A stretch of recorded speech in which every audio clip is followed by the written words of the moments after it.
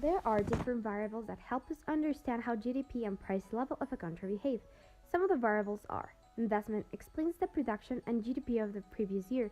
In this case, investment that wasn't consumed during the previous year comes to savings.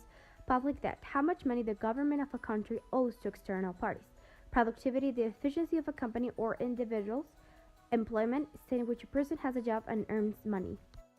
It is expected that the investment in Mexico will be affected from the point of American investors, as they will be forced to withdraw their capital from Mexico due to the policies implemented by Donald Trump. This will weaken the Mexican peso and cause unemployment. As it can be seen in the graph below, investment fell drastically from December 2015 to January 2016. But after a month it started to grow again, but it took several months for investment to recover. Due to the increase in investment from July 2015 to December 2016, aggregated demand shifted to the right from aggregated demand to aggregated demand plus, which means that GDP and price level increased. In the last 18 months, Mexico's public debt has faced some ups and downs. At the end of 2015, the public debt was in the highest point. It was around 4 million pesos. But in 2016, it decreased. It was around 414,000 pesos. From this point on, public debt started to rise, reaching a debt of around 5 million pesos at the end of the year. It is forecasted that the public debt will represent 55% of the GDP at the end of the presidential period. Now, it's almost 50%.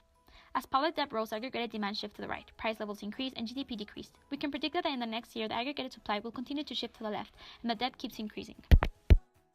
Over the last 18 months, productivity levels in Mexico have changed a lot, having the tallest peak in December 2015 up to 116.5 pesos.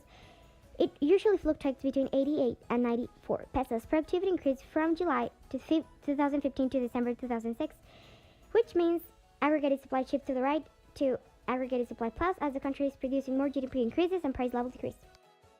18 months ago, unemployment was at 60.15%.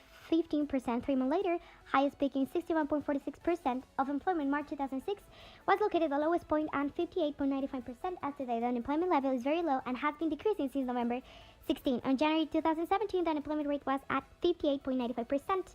Unemployment rate increases due to the lack of jobs and the aggregated demand will shift to the left.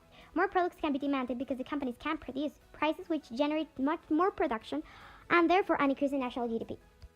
In conclusion, these variables affect the economy of a country. Depending on these variables, aggregated demand or supply will shift, affecting the country's GDP and the price level.